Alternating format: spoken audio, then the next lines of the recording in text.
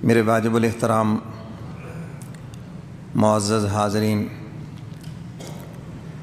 گزشتہ جمعہ آپ حضرات کے سامنے حضور علیہ الصلاۃ والسلام کا عظیم معجزہ معراج مصطفیٰ صلی اللہ علیہ وسلم اس عنوان کے اوپر گفتگو ہوئی، تو آج کی جمعہ کی نشست میں بھی اسی کے متعلق عرض کروں گا۔ بات یہاں تک پہنچی تھی کہ حضور علیہ الصلاۃ والسلام نے انبیاء کی امامت فرمائی۔ میرے محترم سامعین، یہ دنیا میں سب سے اعلیٰ نماز تھی جس کی امامت میرے محبوب نے فرمائی۔ آج لوگ فخر سے کہتے ہیں میں نے امام کعبہ کے پیچھے نماز پڑھی، فلاں جناب بڑے عالم کے پیچھے نماز پڑھی۔ آج بھی اگر امام کعبہ پاکستان میں آ جائے، کوئی جماعت کرائے، جیسے جامعہ اشرفیہ میں مغرب کی نماز کرائی، تو پتہ نہیں لوگ کہاں کہاں سے وہاں پہنچے کہ ہم امام کعبہ کے پیچھے نماز پڑھ لیں۔ تو یہ نماز جو بیت المقدس میں ہوئی، اب ذرا اس کا دیکھیں کہ اس کی اذان جبریل امین نے دی، اقامت میکائیل نے کہی، اور امامت میرے کملی والے پیغمبر نے فرمائی، اور پھر مقتدی جو پیچھے ہیں وہ 1,24,000 انبیاء علیہ الصلاۃ والسلام ہیں۔ گویا کہ سارے کے سارے جنتی ہیں، جنت کے سردار ہیں بلکہ۔ تو ایسی نماز ہم تو اکٹھے بھی ہو جائے نا جی تو کوئی الٹا کام ہی کریں گے، چلو جی عید کے دن اکٹھے ہو گئے جی، بیٹھو جی تاش کھیلتے ہیں جی بیٹھ کر، اکٹھے ہو گئے، کوئی نہ کوئی الٹا کام۔ انبیاء علیہ الصلاۃ والسلام جمع ہوئے تو کیا کہہ رہے ہیں کہ اکیلے اکیلے تو ہم نے عبادت کی ہے، کیوں نہ ہو کہ آج سب مل کر اللہ کی عبادت کریں۔ سبحان اللہ۔ تو میرے محترم سامعین، ہمارا ذوق بھی یہی ہونا چاہیے۔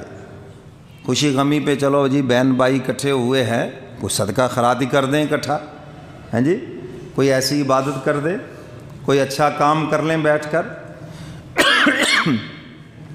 برادری کے لوگ اکٹھے ہوئے خوشی غمی پہ، اور ہوتا رہتا ہے یہ سلسلہ، تو بیٹھ کر بچوں کے رشتے ناطے طے کر لیے، یہ بھی ثواب کا کام ہے، نکاح سنت ہے، تو کوئی بھی اچھا کام کریں تاکہ اس سنت کے اوپر عمل ہو۔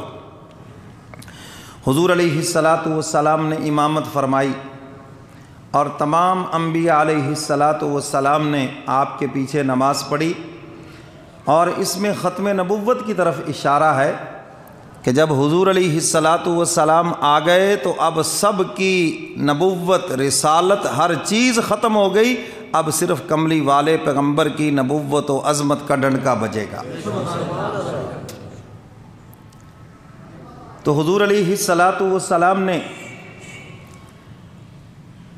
جب آپ کی آمد ہو گئی تو تمام انبیاء، ان کی نبوت ختم، اب حضور کی نبوت قیامت تک چلے گی۔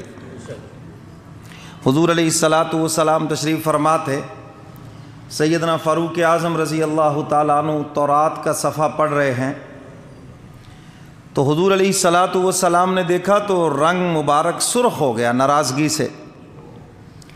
تو سیدنا فاروق اعظم کو جب پتہ چلا، عرض کرتے ہیں اللہ کے محبوب میں اس لیے پڑھ رہا تھا کہ میں دیکھوں کہ کون سی چیزیں اسلام کی ان سے ملتی ہیں، کوئی مجھے قرآن میں شک نہیں، نہ آپ کی نبوت میں شک ہے، میں تو صرف اس لیے پڑھ رہا ہوں۔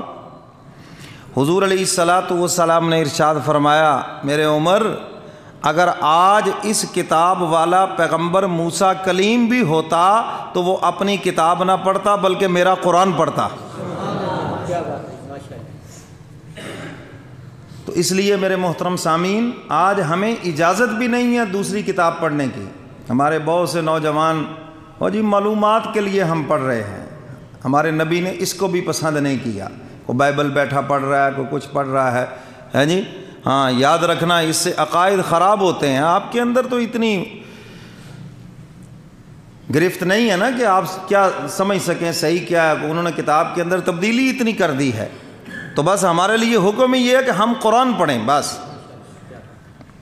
حضور علیہ الصلاۃ والسلام نے جب امامت فرمائی تو میرے کملی والے پیغمبر امام القبلتین، بیت اللہ کے بھی امام اور بیت المقدس کے بھی امام، اور میرے کملی والے پیغمبر تمام انبیاء کے بھی امام۔ نماز کے بعد پھر جلسہ ہوا اور ہر